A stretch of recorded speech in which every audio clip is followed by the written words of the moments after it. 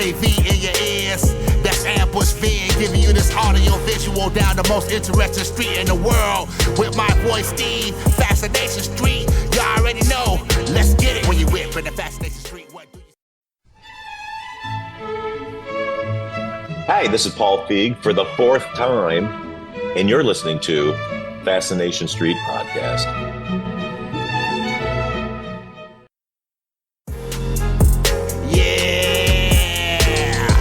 AV in your ears.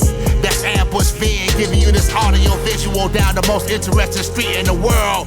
With my boy Steve, Fascination Street. You already know. Let's get it. When you whip in the Fascination Street, what do you... Welcome back, Streetwalkers. This episode is with Paul Feig. That's right, Paul Feig is back for a fourth time on the show. Previously, he was on in 2018 to promote A Simple Favor, which is one of my favorite movies of all time. After that, he came on in November of 2019 to promote Last Christmas, which is my favorite Christmas film. And in 2022, he came on to talk about his Netflix film, The School for Good and Evil. This time, however, we catch up on some of the things that have happened in the last few years and also ask him some questions about his overall career in general. And of course, we talk about his new film, The Housemaid, in theaters everywhere this Friday, December 19th, 2025, based on the 2022 book of the same name, written by Frida McFadden. And this film, The Housemaid, stars Sidney Sweeney, Amanda Seyfried, Brandon Sklenar, Michele Morrone, and Elizabeth Perkins. I'm very excited to see this movie, as you will hear when I gush about it. This is arguably Paul's darkest film ever. It is a suspense-filled psychological thriller, and it looks amazing. I've only seen the trailer because I want to see it in theaters. This is Paul's first film back in theaters since COVID. His previous 3 films were released on streaming networks. Those were, of course, The School for Good and Evil, Jackpot, and Another Simple Favor. This one's in theaters, The Housemaid, this Friday. Go check it out. And this is my fourth conversation with the ever dapper and always friendly Paul Feig. Prepare to be fascinated. Prepare to be fascinated. Prepare to be fascinated. What's up, man? How you doing, Steve? What is up, my friend? Not much. Just finished a movie and... Oh, you did? Yeah. Well, then we should talk about that. There you go. I think that's a good plan. Are you in London? Are you in New York? No, I'm in California. That's cool, man. Yeah. Look at me. I got all dressed up just for you. Look at you. Looking good. Oh, nice. Looking really good. Very sharp. Sinatra edition Bulova watch just for you. Nice. Well, you're nailing it, my friend. Well, I look like a complete and total schlub on our last 3 visits, so I wanted to impress you, my friend. I'm very impressed. I like the orange. Oh, it's my favorite color. All right. Mm-hmm. Are you ready? I'm ready. Welcome back for the 4th time, Paul Feig. Wow. How are you? 4-timers club. 4-timers club. I think there's only one other person who's been on here 4 times. So you Nice. are awesome and things. Thank you. Ladies and gentlemen, streetwalkers, if you will, this is, as I said, Paul's 4th time on the show. The first time came out in September of 2018, and we were talking about a movie that has become close to my heart and is now in my top 5 all-time favorite films. Wow. It is called A Simple Favor. Nice. Thank you, sir. I love that movie so much. Thanks, buddy. Thank you. The second time he was on was November of 2019. And guess what? We were talking about one of my favorite movies. It's actually my all-time favorite Christmas movie. What? And it is called Last Christmas. Wow. Oh, the look on his face says he didn't believe me, but... No, I do. I mean, I would like to believe you. You should, because we watch Last Christmas at least once every Christmas season, and A Simple Favor probably 2 or 3 times a year. Nice. My wife and I both love it. Thanks, Steve. And then the third time Paul was on, you are most welcome, was October of 2022, promoting The School for Good and Evil, which, by the way, was the #1 film on Netflix in 84 countries. There you go. Dude. We did it. What a baller. We conquered streaming. That is correct. For a brief moment. Hey, that's all that matters, right? The king of the hill can only be the king until there's a new king. Here, here. So, in preparation for today's epic fourth time, I've got all my Paul Feig things with me. I got some Ardingstall's gin right here. I love it. There you go. I love you. You've won my heart right there. Accompanied by Paul Feig's book, Cocktail Time. Now you're talking. Great advice, embarrassing stories, and 125 classic and original drinks. The Ultimate Guide to Grown-Up Fun by Paul Feig. And last but not least... There's more? Oh, my all-time favorite piece of swag that has ever existed. This is a vinyl soundtrack to A Simple Favor, autographed and doodled by one Paul Feig. It has a... I got to stop doodling. I'll get arrested. Exactly. Don't doodle in public, they say. They do say that. Now, I know that you don't remember what you wrote on this, what you drew on this. But I think I do. My wife and I laugh about it all the time. That said, Ardingstall's and this book, Cocktail Time, I have purchased these two so many times I can't remember because I give them away as Christmas presents. Oh, thanks. Only to the coolest people. Please. So thank you. Everybody go get some Ardingstall's Brilliant London Dry Gin. Yes. My baby, my pride and joy. It is your baby and your pride and joy. Now, Paul, we are going to talk about this new film that's coming out this week, but we're not going to talk about it just yet. You got it. First, I heard a rumor that there are two things that you keep on your desk at all times. Yes.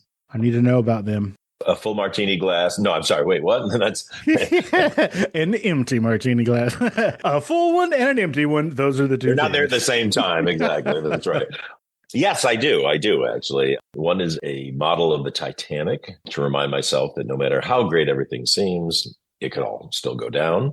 And the other is a bust of Shakespeare to remind myself and all the writers I work with that even though we think we're brilliant, we're not Shakespeare, so we can make it better.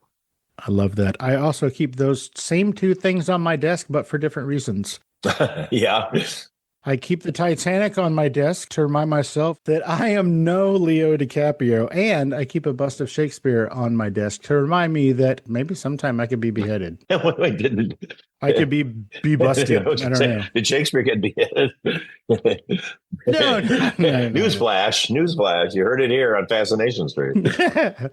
Okay, so there's a few things I want to talk to you about that I discovered since the last time we spoke. One is that you're friends with Twiggy. You call her Twigs. Yeah. How are you friends with Twiggy? It just happened. Living in London, you encounter people who are heroes that you never think you would actually encounter in real life because, I grew up in Detroit and you're like, well, why would I ever run into Twiggy?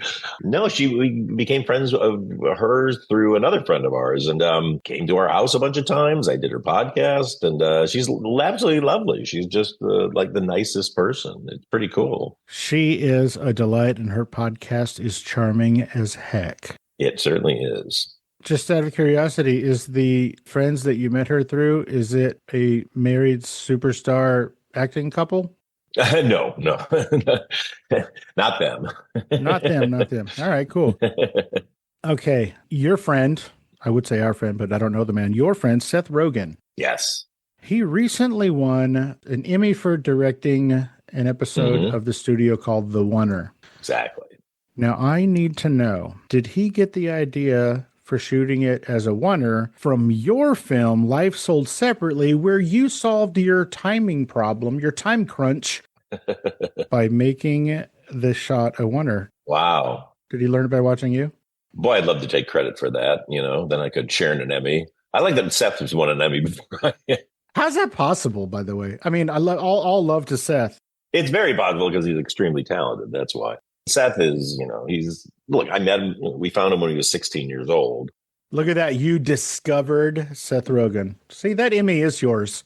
There you go. Yeah, Judd and I both together sitting at a table in where was it, Vancouver, and suddenly this guy walks in and reads these lines that a bunch of other people had read, and we thought it was the funniest thing we ever heard. And now he's a superstar. Now he basically owns Hollywood. I'm hoping he'll hire me at some point. I have a hunch that at some point, life will imitate art, and he will be the head of a studio in Hollywood. I know exactly. And then his soul will be crushed by the politics of studios. As he showed during that first season. Yeah, exactly. Okay, another thing I need to know about is that when you're speaking in front of a room full of people, usually film students that want to be directors, Yes. you tell them that they should take an acting class. Yeah. Do you still do that, and why? Yeah. If you are a director and you don't understand what actors are going through and what they need to thrive on a set and in front of the camera, then you should not do it. You should become a technician, go into special effects or go into, sound or something. But, so many directors that I've encountered over my career, more in the past than lately, I've had kind of a real contempt for actors, look at them as being a necessary evil in order to get their stories told. And I'm like, you guys, like the actors are the only reason people see your movies, and they don't have to be famous. They don't have to be stars. They just have to be the people that bring if you're a writer director, words to life, or if you're just a director, bring the script you've been, that you've fallen in love with and guided and developed to life. It came from when I was an actor, and certain directors I would work with would just not understand how actors work and just kind of either yell at you about something or just do things that would just crush your creativity or make you not feel safe to try things. And a lot of them didn't want you to try things. A lot of them just want just do what I say. And I think that's fine for some directors. I just think you're cutting yourself off to a huge wealth of creativity from your actors who embody what you have in your head. But what you have in your head isn't necessarily what they're going to do, but what you have in your head isn't necessarily what they should do. And so I have what I think they should do, and I'll try to steer them towards that. But I'll start off by letting them do it the way they want to do, and then just kind of give them micro directions to guide them towards what I think I want them to do. And generally, by the time we get to what I think I want them to do, I'm more into things they did earlier. But I have it all. It's all on film. And then I can go in the editing room and see, what works and what doesn't. Now, Little Birdie told me that when you were in USC Film School, a buddy of yours, his film got selected to be made by the student body or whatever. And he had to bow out, and he asked you to step in. Mm-hmm. And you chickened out. Yeah, I did. I was a much less mature young man back then. And I was really afraid of being in charge of things and in charge of people. I was most afraid of being in charge of people. Back then, even though I was in film school and learning about how to make movies, the image I always had in my head of a director is he yells at people and he fires people, And so I was like, I wasn't kind of prepared for it. And also the script that I was given wasn't really my thing. It was like a drama about a girl dying of a disease and her friend trying to get her through it. And, it was all very sweet, but it was just kind of like, I want to do comedy, but it was given to me, and it was kind of a big honor to be given to you, because to helm one of the few big student film projects was a big deal. But I just freaked myself out and eventually came up with this plan to rewrite the script. It sounds terrible. It was almost like a pro-suicide thing that I came up with. I will say it was the precursor to a little movie called Thelma and Louise, because they drive off the cliff at the end. And this was basically, I had these two girls and they were standing on a cliff looking out the trees. And the woman goes, "It's so beautiful. Why would you want to leave this?" And the other woman goes, "It's just a bunch of trees." And they jump off the cliff. So, but I pitched it to the dean knowing that they would shut me down, basically. And they did. And I was relieved for a minute. And then I was like, wow, am I going to be a filmmaker if I'm too afraid to even make a student film? I've matured since then. So what turned that around in your head? How did you not just be like, well, I guess I'm going to be a lighting guy? Yeah, well, I was so driven to do it. And I really wanted to be, the guy who writes, directs, and stars in his own movies. Well, this all leads back to your first question about Seth Rogen and being inspired by Life Sold Separately, the first film I ever made, first feature-length film I ever made, out of pocket, $30,000, in a field, 4 people, one day, show up, think a UFO is going to take them away, and then it's all about their day and how they kind of come to terms with the problems in their lives. I was in my second day of shooting. The first day went really well. And the second day, I just fell way behind. And I had my AD was a friend of mine who was kind of betting against me. He's a famous writer. Sounds like a good friend. It was a good friend. He's actually a good guy. He just, for some reason, I don't know. He got very intense. He's quite a famous writer now, but I'm not going to out him. And he just came to me and he was like, "You're way behind. You're not going to make your day. Like, you're screwed." And I would just like had a panic attack. I hit it, but I was just like, I had this just meltdown it feels like all your organs just turn into mush. And I was like, what do I do? And so I just had the wherewithal to go, just give me a second. Give me a second. So I walked away from everybody in the middle of this field that we were shooting in and said to myself, I'm just going to shut this down. Like I'm freaking out. I don't know what to do. And then I said, you know what? If I shut this down, I will never be a director. I will never get a movie made. I will always be the guy that panics and falls apart. It's kind of in my mom's side of the family. There's a little bit of mental issues. And so I was like, I just got to do this. And so that's when I walked back. And like you say, I was like, guys, we got this it's like a 4-page dialogue scene, 4 people talking. I'm just going to shoot it as a oneer. We're going to do it as a oneer. So get ready. And we did it. And it was fine and got us back on schedule. And I said to my friend, see, we're back on schedule. And then for some reason that just clicked in my confidence. And I've never had one of those freak out moments again. And that was back in 1997. Wow. A whole other century. Hey, Streetwalkers, here's a word from our sponsors. Hey, Streetwalkers. Here's a small clip of my new favorite podcast. It's called Party Nerds Popcast, with recent previous guest Robert Carradine and his buddy and co-host Richard Gabai. This clip is from their episode with the great John Carpenter. Check it out. First time we worked together was on Body Bags. And the penultimate moment in that story for me was to have the lift for the automobile come down and squish me. You were trying to figure out how to do that without actually squishing me. And then I came up with an idea. Why don't we get a couple of those cinder blocks over there and I'll just lay down and you get your guy with the Hudson sprayer to spray a bunch of blood out like I got squished. Do you remember that? I remember what you're talking about. See, I wasn't so concerned about how to do it. I just wanted to drop it on you. But, Hugh started talking about how to survive that shot. I remember it clearly, Bob. We were out there in the middle of nowhere. Yeah. Because it was supposedly a deserted gas station. Yeah, which it actually was. We built it, Bobby. Oh, I thought that was...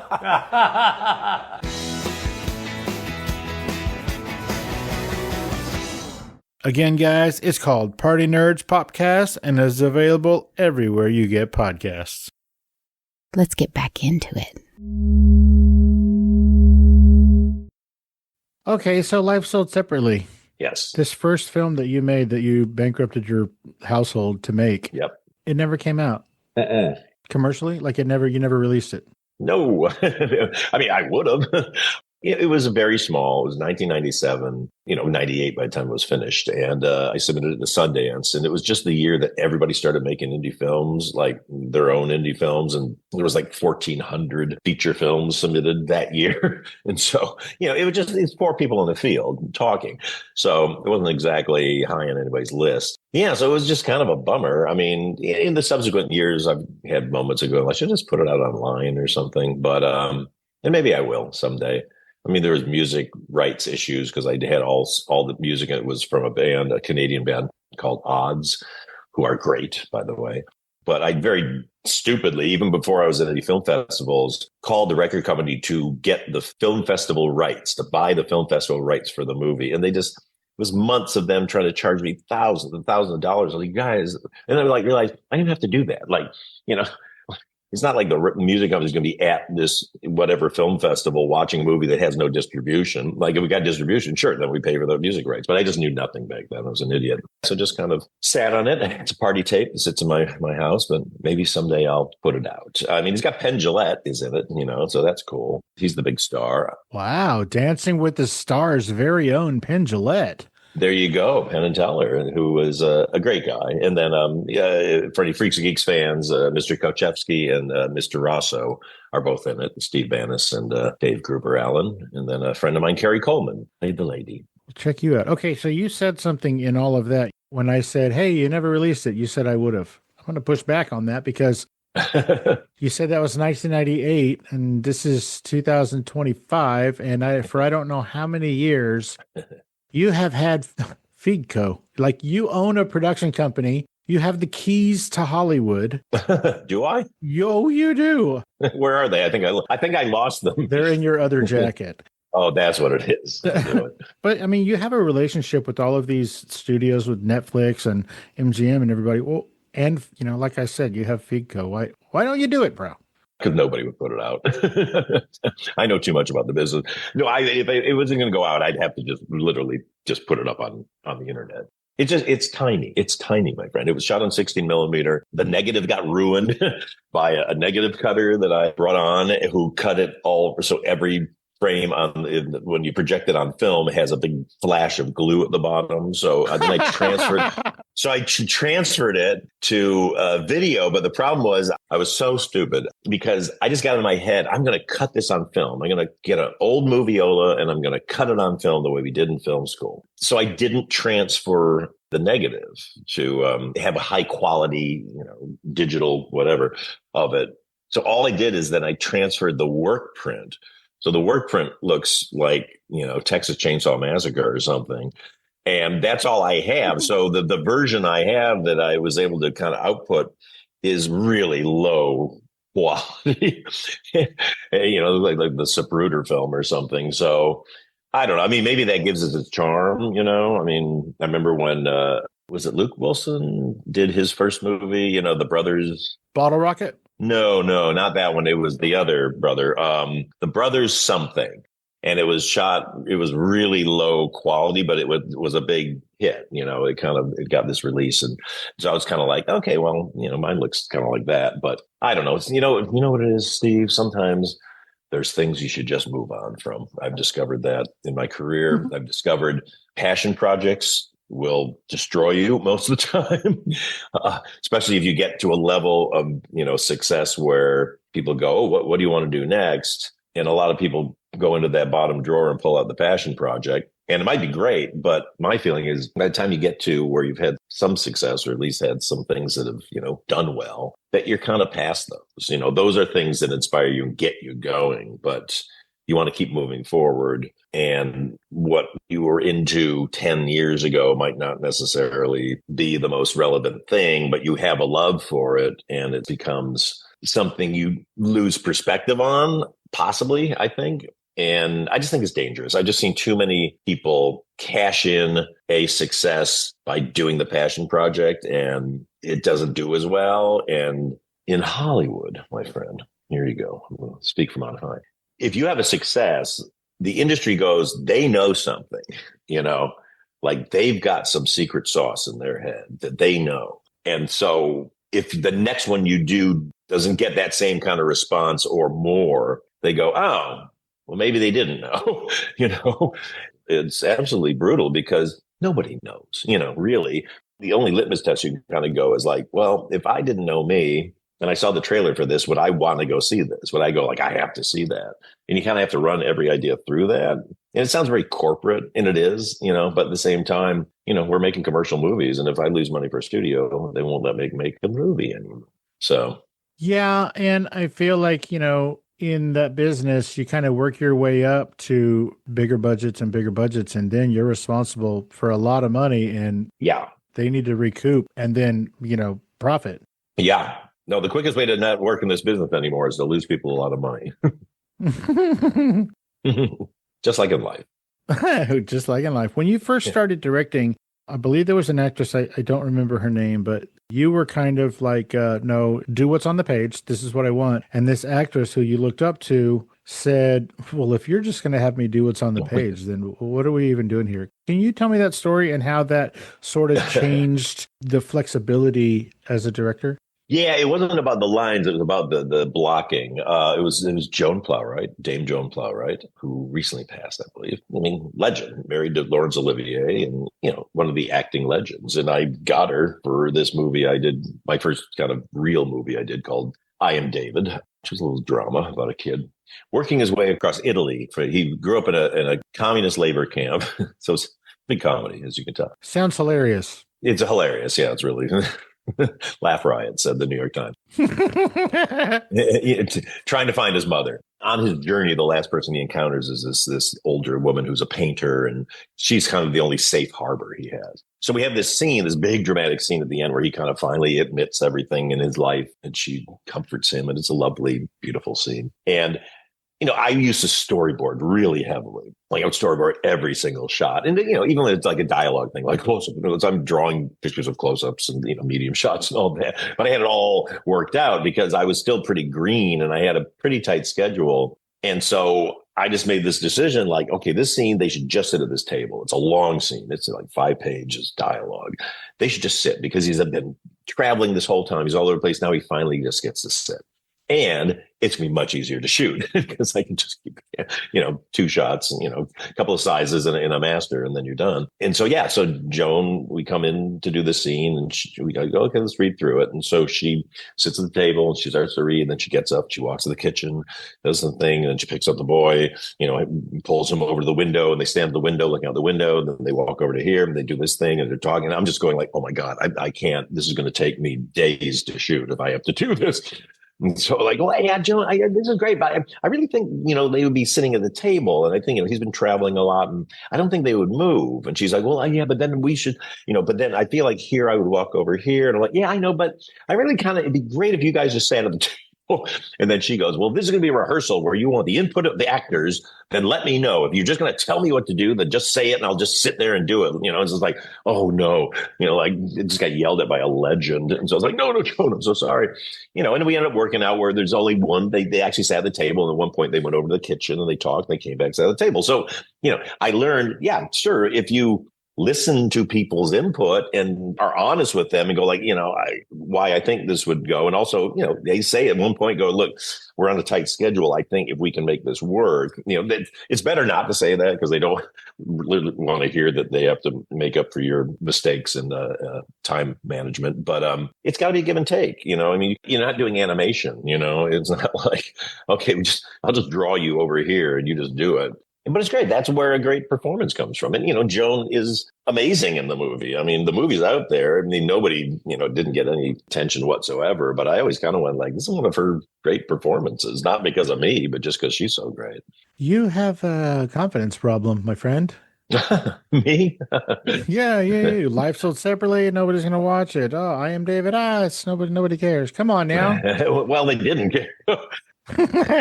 Take a look at the box office for I Am David and tell me I'm wrong. I think when they released it, oh God, what a disaster that was too. I mean, it was like, I made it. It was through what was about to become Walden Media. So they paid for it. And it was probably $7 or $8 million movie, which for me was like having $1 bazillion. And at the time, that was a lot of money. It kind of was, I mean, this is 2002. So we made it, but it didn't have a studio. It didn't have a distribution, is what it didn't have. So it was like so I made it and I remember finishing it and then I did a screening of it and people really liked it. And some friend of mine in the business went like, well, congratulations. The easy part's done. Like, wait, what do you mean? And he was right. It's like, I don't have distribution. So we spent like 2 years trying to sell this movie to somebody. Nobody would take it.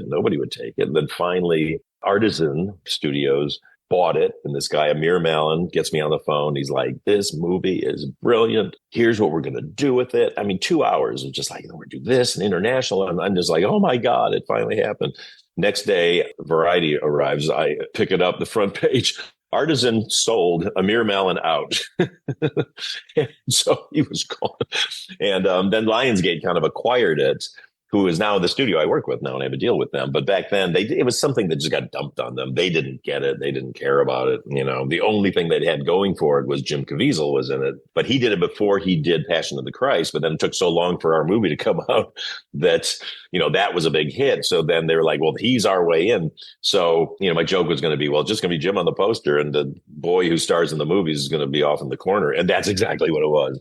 Go online and look up the poster for I Am David, and you will see an enormous picture of Jim Caviezel and my star, his little face peeking out from behind Jim Caviezel's face. And even though Jim was in the movie for about 5 to 10 minutes, and he's great, he was great in it. But and then it just cratered. I mean, it cratered at the box office.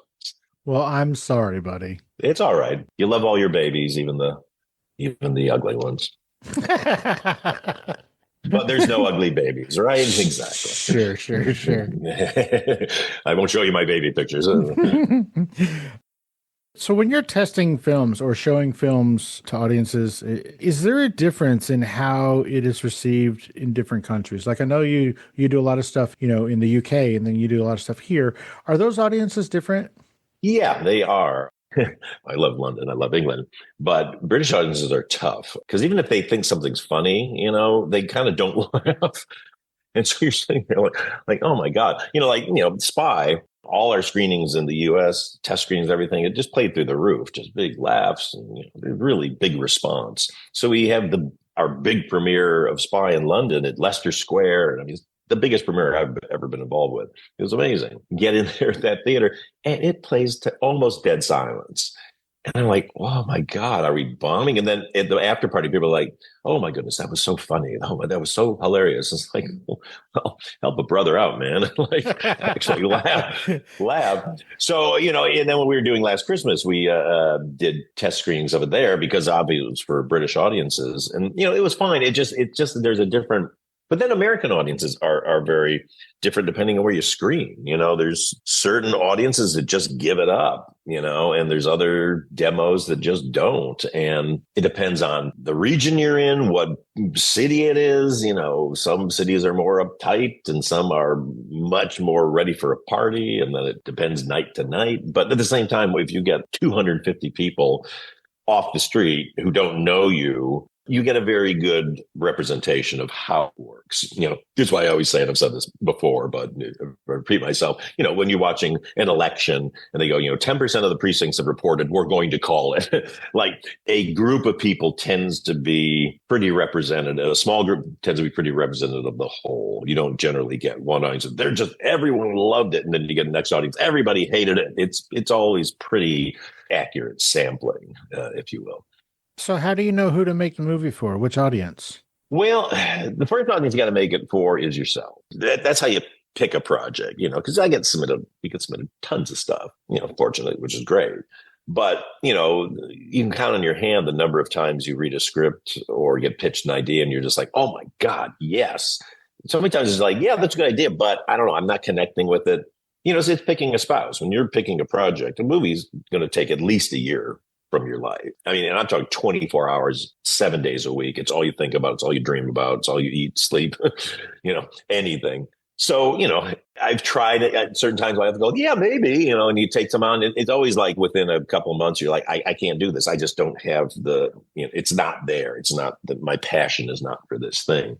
So that's the first test. But then the second test is kind of what I was talking about earlier about, okay, now if I saw a trailer for this movie, I didn't know anything about me and didn't have any investment in whatsoever, would I go like, wow, I want to see that? And that weeds out a lot of stuff too. And again, who knows? But you kind of can tell.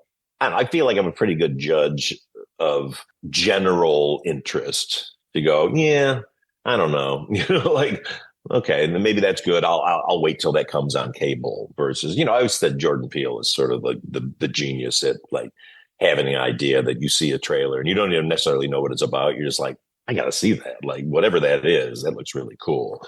So there's that. And then obviously the studio that's paying for it, they've got to be into it. And, even when you have a deal somewhere, which, I've had deals at a lot of the studios over the years, first look deals. So you have to bring them something first. It's not an automatic they're going to do it. They're like, oh, it's only they'll do it if they see a commercial potential for it. And then you're free to take it other places. So you have to have an idea then that you go, somebody's going to want to make this and going to want to put a lot of money into it. So they become an audience for you too. But it's a narrowing of like, it has to hit a lot of people. It has to hit me. It has to hit the studio. And then it has to hit audiences. Then it has to hit before the audiences. It has to hit actors that will want to see it and go like, wow, this, I would like to play this.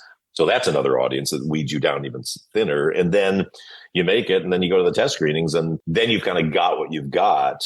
And you're hoping that all your instincts, that this will be popular with a lot of people, are right. And that's where you find out, okay, well, they like this, but they don't like these bits of it.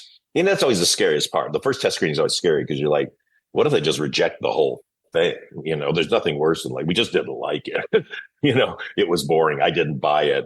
then you're just screwed. But it's generally all the minds weighing in, including your own, will give you something, go like, there's something here. We have something. But then it's about, this part didn't work. This part didn't work. Well, we've got other thing. Let's try the other stuff we shot. And then if that doesn't work, then you get into the whole reshoots thing where you have to fix things. But, and it sounds very corporate, I think, to a lot of like new filmmakers and people who want to do indie stuff of like, I've had so many people say, well, who cares what the audience thinks is what you think. It's like, yeah, but if I'm making some indie that I'm just going to show, online, then sure, why not? But, the people that I'm paid for this thing, they care very much about what the test audience says. And I do too. Like, I'm not doing a movie that people don't like, I want it to be a crowd pleaser, but I'm a commercial filmmaker. I'm not like a cool prestige filmmaker. I just try to make people either laugh or scared or jump or just have a lot of emotion and care and have a good time. Well said. I love that answer. A very long answer too. Sorry. Oh, no, it was wonderful. Hey, Streetwalkers, here's a word from our sponsors. Let's get back into it. With how hard it is to do what you do and the ups and downs of doing what you do, how come you never quit? Well, I never wanted to quit. It's in the beginning, there was moments of like, maybe I have to quit because this isn't working and the family's not bankrupt. That was after I made Life Sold Separately and couldn't sell it anywhere. It's like, well, now I've got no money. Okay. But then I created Freaks and Geeks and kind of the backwash of that. I'm always kind of very optimistic. What happens, like I'll get hit with some big defeat and it just wipes me out for the day. I'm just like, I give up. But I've learned enough about myself to go like, just get through the day, go to bed. And when I wake up in the morning, it's usually kind of like, okay, let's do this. I've always in my life, I've always woken up optimistically and that gets you through it. And then there's nothing else I want to do. I mean, in the moments where you're kind of up against adversity or you have things that bomb, like when Unaccompanied Minors, did not do well. I can't believe that didn't do well. Yeah, my wife and I loved it. We laughed our asses off in the theater. Thanks. Yeah, it was fun. It just everything is about. I'm going to say it's about timing. Even I don't know if that's accurate. Everything's just about kind of what the market will bear. And a movie like Unaccompanied Minors 10 years earlier, because it came out in 2006, might have done better. But when it came out, it just looked like the kind of movie that you could watch on the Disney Channel for free. You know what I mean? So because we came out up against Aragon and Charlotte's Web. Oh my gosh. And I remember standing at the Grove to kind of sit there and like watch people, come up and buy tickets. Oh, well, first thing that happened was the first day we were coming out, I called up over the Sherman Oaks Galleria, their theaters there, which have now become art, whatever they are now, and said, what time's it playing? Oh, and then a friend of mine went and he said, yeah, they're setting up stanchions and stuff. So I'm like, oh my God, there's going to be lines waiting. Can't wait to see Unaccompanied Minors. And so then my wife and I went over to the box office kind of before showtime and went up to the woman at the counter and I go, how's the ticket sales for Unaccompanied Minors? And she goes, well, and she looks at the computer. She goes, there's 185 tickets free that aren't been bought. Like, how big the theater? She goes, 200 seats. Like, oh no! First of all, thank you for making it sound like this movie was sold out, and then telling me it's not. And secondly, oh my God, we're screwed. Then the next day we went to the Grove. My wife and I were standing by the box office just to see who was buying tickets. And this woman comes up with her 3 kids, and she goes, all right, guys, you want to see the movie with the talking spider or with the dragons? It's like, oh, we're so dead. Or some kids running around an airport. And so it was a drag. Well, I do like that story is sad a little bit, but the part that I gained out of it was a new advertising technique that I'm going to use for my show. Yeah, there you go. Oh, there's 40 million people not listening. Didn't listen to this episode. Yeah, exactly. But do you like those remember the old reviews they used to do like this movie ... is great. And the ... was terrible, but these costumes are great or something.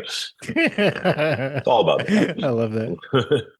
Okay, we're going to talk about a movie. Yes. Your office did offer to send me the movie a bit ago so I could watch it before our chat today. Oh. I did respectfully decline, and here's why. Good. Thank you. I don't want to accidentally spoil anything, but also I want to see it on the big screen for the first time. Thank you. And that's what it's made for. We're in theaters. We are theaters only. Thank you, Steve. I am very excited about seeing it on the big screen. That's the only reason that I didn't accept your generous offer. I appreciate that. Now, this movie, ladies and gentlemen, Streetwalkers, is called The Housemaid. It is in theaters everywhere this Friday, December 19th, 2025, and is based on the 22 book of the same name written by Frida McFadden, who said, after she got to see it, quote, "The second it was over, I turned to my husband in the theater and said, OMG, I think that was better than the book!" Exclamation point. First of all, what an amazing quote from the lady who wrote the book. Yeah. How did you feel when you got that information? Thrilled. I mean, you're always so nervous that, somebody has handed you their baby and said, okay, there you go, and Frida's fantastic. I mean, she just was so enthusiastic from the minute I came on board to direct it. And I would call her, occasionally to send her script updates and stuff like that. And she was just so supportive and excited about it. We had her come out to the set, and took her out to dinner and stuff. And it was really, really fun. I'm really happy to hear that. Like, I'm very happy with this movie. I really think it's definitely one of the best things I've ever done, if not possibly the best thing I've done. I'm a thriller fanatic. That's my favorite thing. I love comedy, obviously, but, I love thrillers. Always have. Because I like the emotion that it elicits, and I like the stakes of a thriller, and I like just being like on the edge of my seat the whole time. And this one's really fun. I always wanted to get back to, because I watch a lot of thrillers, but I really love, the Hitchcock movies, and because of the tone, they're fun. Like, he knew that there was comedy in these movies, and he had funny side characters. And even, like North by Northwest, like Cary Grant's really funny in that movie, but the stakes are high, and you think he's going to get killed, and all that. And so that, to me, is like taking comedy to the next level. The Housemaid's not a comedy, but we got a big response on the audience, and there's some big laughs in it, just because you're so like, oh my God, I can't believe that happened. Or like, oh, the audience is releasing tension in a great way. And that, to me, is the fun tonal tightrope to walk, to be absolutely true to the thriller genre, but then to bring the fun back into it. I'm not a fan of movies that take themselves so seriously, and there's some movies that are just heavy that I really enjoy them. It's just, that's not the world I want to create for an audience. Always try to say, like, my movies are parties, and some of the parties are really dark and some of the parties are really lighthearted. But, you should still have a great time and walk out going like, that was really fun, even though I got dragged through the mud a little bit, or things got tense, or things got heavy in certain places. There's definitely very heavy aspects to this movie, just kind of because of the subject matter. But we tried to make it as good of a time and as cathartic of a experience as we could. And our test audiences, we tested through the roof, every time we would do it. So that, in what country? In England, they love that. No, the country of California. Okay. Again, ladies and gentlemen, The Housemaid in theaters this Friday. It stars, now I don't know what the correct order is, because I am not a person who knows what correct order. Yeah, take a crack at it. All right. So we got Sidney Sweeney, Amanda Seyfried, Brandon Sklenar, Yep. Michele. Michele Morrone. Michele. Oh, that's not my fault. It's spelled Michelle. Oh, I know exactly. You're not Italian. Michele Morrone. Okay, sorry. That's all right. Yeah, I can't read my own writing here. Yeah, so so Sidney Sweeney, Amanda Seyfried, Brandon Sklenar, you're another simple favor buddy, Michele Morrone, yep. And I'll never get it right. Sorry, Michele, my bad. No, Steve, just give up. Just give up. Exactly. Just give up. And your Weeds pal, Elizabeth Perkins. Oh, the greatest. The greatest. Based on the trailer, which I did watch, this looks like maybe the darkest film you have ever made. Is that about right? Yeah. I mean, A Simple Favor was dark-ish, but also hilarious, and the darkness was kind of held lightly, if that makes sense. Mm-hmm. But this feels like maybe your darkest film. Yeah, it definitely is. I mean, it's definitely in the world of A Simple Favor, just in that there are the moments where you're like, oh my God. Like, I like when movies kind of really go for it. I'm a maximalist in that way. But no, it's a thriller first. It's definitely a heavy thriller first. But that cast, I could go on for hours about how great they are. This is not Hollywood BS. No, you can't. We don't have that kind of time. Well, come on, man. This is my fourth time, don't I? I get fifth time I get to do an 8-hour show, right? Yeah, that's right. Fifth time, yeah. No, this isn't Hollywood BS. They are the greatest group of people. I mean, Sidney is just a dream to work with. Amanda's a dream to work with. Brandon's a dream to work with. And so is Michele. And obviously, Perkins is the greatest. Obviously. They're such pros, but they were so into it. And we had a very short schedule. This is probably the shortest schedule I had, in my studio career. It was like, just over 30 days. Really? Yeah, really tight. For a movie that had on the page 200 scenes. 200 scenes. So do the math on that. Whoa. Why was the time so short? What was going on? Was it shooting schedule? Oh, it's budget. always Okay. money, Steve. It's all about money. There you go. Well, I just figured maybe like some of this cast is really busy doing a bunch of stuff. Well, they're like definitely that. busy too. And conflicts, but it was money. It was a budget. Yeah, yeah. Because it's the money goes fast. Honestly, I shouldn't say this publicly because now everybody go like, well, sure, you only got 30 days because you said how great it was. But it gave us this weird energy because we just knew we just had to plow through. And I had to be very economical on how I shot it so I could find my style. So the whole thing's a oneer? It's all a oneer. Exactly. Seth came on. He gave me some tips. And so I'm looking forward to winning an Emmy. It just focused us so much. Not that we wouldn't be focused, but it just it became almost this kind of like a mission for all of us to pull this off, and I was able to manage through my great assistant director, Artist Robinson, who's legend. People don't understand what an assistant director does. Obviously they're the guy who's, helping me kind of control the set and everything, but they are in charge of scheduling the movies. And if you have an AD, assistant director, AD as we call it in the biz, not Sunny D, AD, then they know how you work. And I've done enough movies with artists where he goes, okay, I know this is a scene you're going to need more time because there's more dialogue and going to play with different things and performance. These are things I know you can do really quick, because some things are like flashbacks or an image or something, or just somebody, walking into a room and getting something. And because of that, he scheduled this thing beautifully. And, we came in under budget, as I always do, and on schedule, which was great. And we got everything we needed. And it all really is tribute to the cast who just, under that pressure, turned into the most amazing performances. I mean, you can't wait for you to see how good they all are in this. I also can't wait for me to see. Oh, and I guess everybody else. Yeah. The stanchions of people. Let's hope they're filled this time. Wouldn't that be nice? Yeah, this time you're going to go and there's 15 available tickets. They go, oh my God, finally. But there's only 20 seats in the theater. Oh, great. Oh, come on. Hey, Streetwalkers, here's a word from our sponsors. Warning. Not listening to Fascination Street podcast may cause unexpected side effects. Side effects may include sudden fits of boredom, irrational curiosity about everything you missed, the inability to name your favorite podcast interview, spontaneous ignorance of obscure celebrity stories, talking to coworkers about nothing because you didn't hear the latest episode. Other symptoms may include excessive use of the phrase, wait, what happened? Chronic seriousness with no trace of laughter or delight, unexplainable urge to scroll aimlessly instead of being entertained. In rare cases, not listening may lead to wandering aimlessly through podcast apps, overexposure to true crime reruns, and thinking you're cooler than you actually are. If you find yourself experiencing any of these symptoms, stop what you're doing immediately and download Fascination Street Podcast. Ask your podcaster if Fascination Street Podcast is right for you. Spoiler alert, it is. Let's get back into it. Do you still do that? Do you still go to the theater like on opening day and say, hey, what's the haps? What's going on? Yeah, now that we're back in theaters. Yeah, I mean, my last 3 movies have been streamers. Thank you, streamers, for letting me make those movies. I love them. I'm happy with them. I loved working with the streamers.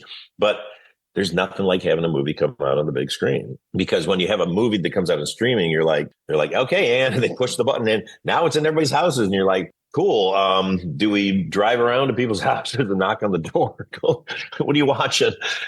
So it's this kind of anticlimactic thing versus when you have a movie, you get maybe a couple of the actors, you get your producing partner, or you get the writer yourself, and you go like, let's drive around. Let's go to this theater and just go to the box office. Hey, this is our movie. Could we just walk in the back and take a look?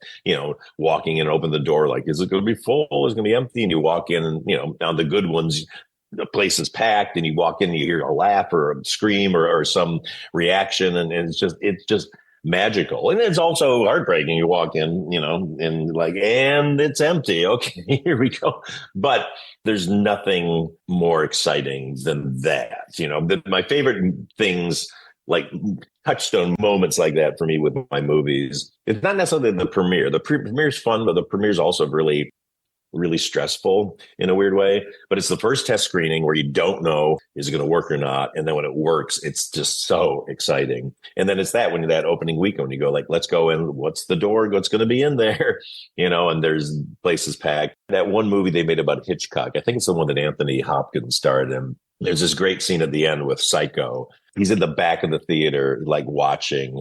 Then he's kind of watching through the door, and then he's just sort of like dancing around in the lobby because people are screaming, and is getting this big reaction. That is the perfect summation of the joy you feel as a director when something works.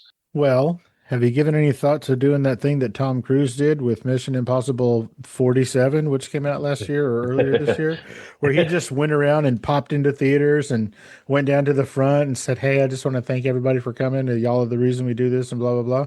I mean, I would love to. I think Tom Cruise gets a much bigger reaction. Who's this guy who walked in? Oh, hi, I'm the director. Oh, okay. Hey, maybe I'll get Sidney and Amanda to come with me. Then it'll be exciting. Well, you did say that sometimes you take the cast around. Like, go do that. I bet that'll generate some headlines, my friend. Heck yeah, we'll do it, man. Totally. So your last three films, you said were streaming. That would be The School for Good and Evil, Jackpot, and Another Simple Favor. Is that right? That is correct. The School for Good and Evil was on Netflix. Another Simple Favor was Amazon Prime. Where was Jackpot? Amazon Prime also. It was Prime as well? Yeah. Okay. You just told me how excited you are, but I mean, it's been blah, blah years since you had a movie in the theater. Yeah. 6 years. 6 years. Are you taking your whole family? Everybody you know? Or are you just going to buy out a whole theater? No, I don't want to do that. I want real people to buy the tickets. No, but we'll go around, definitely. I mean, we were supposed to have a vacation on the Orient Express in Asia. That's dangerous. It went all through Vietnam and Cambodia and everything. It sounded actually, it was going to be fantastic. We booked it. I hear sometimes there's a murder there. That's the other one. That's the one that goes through the snow. Okay. No, we had that booked we had to reserve that years in advance. Then when they scheduled the movie to come out first on Christmas Day, and then they moved it up to the 19th to get an extra week of the holidays, I was like, let's cancel the trip. Like, I don't want to not be here and miss out for the first time in 6 years having a movie in the theaters. I want to be able to go around, see the audiences, hopefully do some press the weekend after, the week after we open, if the movie's doing well, knock on wood. I just want to be here for the experience. I had that happen with a movie when I did the Ghostbusters, and we were off like all over Europe and in Russia and everything, promoting it when the movie had opened. So I was kind of, looking at box office and kind of being far away from it. It was weird. It's kind of, I'm not working in a coal mine. So I can go like, what we do is so hard, but for, if you're in the business, what we do is it's hard for us. It's a lot of energy and a lot of life force is put into things, so you got to look for these moments of payoff for yourself that kind of make it all not worthwhile. We feel it's worthwhile.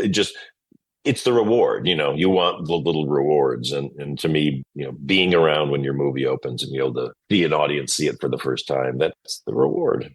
Well, I'm very excited. Hopefully you're going to pop into the theater that I'm at. There you go. Mm-hmm. Ladies and gentlemen, again, the movie is called The Housemaid. It is in theaters everywhere this Friday, December 19th, and it stars Sidney Sweeney, Amanda Seyfried, Brandon Sklenar, and Michele Morrone. But I have advice for your audience with The Housemaid. Because when you make a movie that's based on a really popular book, people always go, oh, I got to go read the book. And it's like, here's what you do. Go buy the book. Don't read it. Watch the movie, then read the book, because The movie's much more fun if you don't know where it's going, because it's got some major twists in it, and it's just really fun to experience it that way. So, but buy the book by all means, but just then read it afterwards and go like, oh, let's see what they did different. I think that is wonderful advice. The first time that I read the book first, I think it might be the only time I read the book first because it was such a traumatic experience. The difference was The Karate Kid. I read the book first, and then I went to see it in theaters, and while it was good, the book was different in that, like, it had more scenes. Yeah. Like, I don't know if you know this, and you probably shouldn't, but in the book, The Karate Kid, like, the last 2 chapters of the book is like the first 20 minutes of the second movie. I get So that. I was just like, what? No, that's not it, everybody. No, there's more. Wait, no, where's everybody going? Yeah. It's the hardest part about adapting a book into a movie is like, there's just too much stuff in a book, and we have to be totally Sophie's choice it, and figure out, okay, well, what do they need? What don't they need? Well, speaking of the hardest parts of things, the hardest part of talking to you on a podcast is letting you go. Oh, Paul, as we're heading out, before I let you go, is there anything we didn't talk about or I didn't ask you about specifically that you wanted to talk about today? Is there any social media accounts for the Housemaid? yes, there is the Housemaid account, which it's Housemaid Movie on Instagram. Housemaid Movie on Instagram, I believe, is the same thing on TikTok. Okay, everybody go follow those accounts as well as Paul Feig himself, which is just Paul Feig everywhere. There I am. Paul Feig, you are the best. I look forward to talking to you every time, and you never disappoint. Thank you. You have always been generous and kind to me in person and over the Zooms and just in general over email. I mean, I sent you a record and you autographed it me and sent it back. Who does that? You didn't even want it signed. It was like, why this guy write all over my stuff? What is wrong with this guy?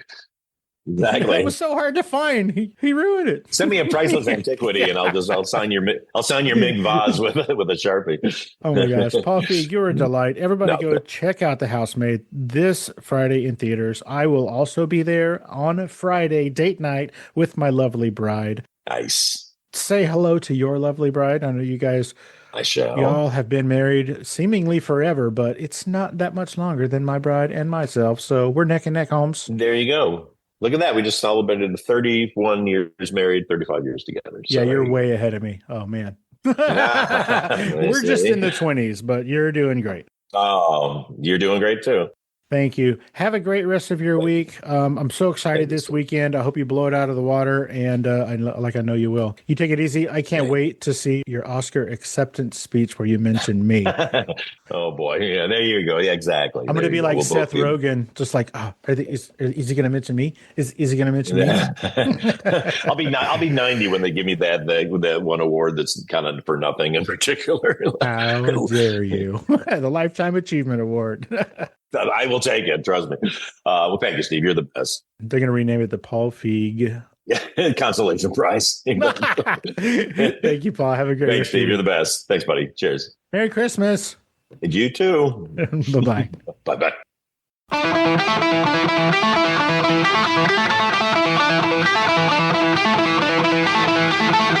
Opening music is the song FSP Theme, written, performed, and provided by Ambush Vin. Closing music is from the song Say My Name off the 2021 album Underdog Anthems, used with permission from Jack's Hollow. If you like the show, tell a friend. Subscribe and rate and review the show on iTunes and wherever else you download podcasts. Don't forget to subscribe to my YouTube channel. All the episodes are available there as well. Check me out on Vero at Fascination Street Pod and TikTok at Fascination Street Pod. And again, thanks for listening.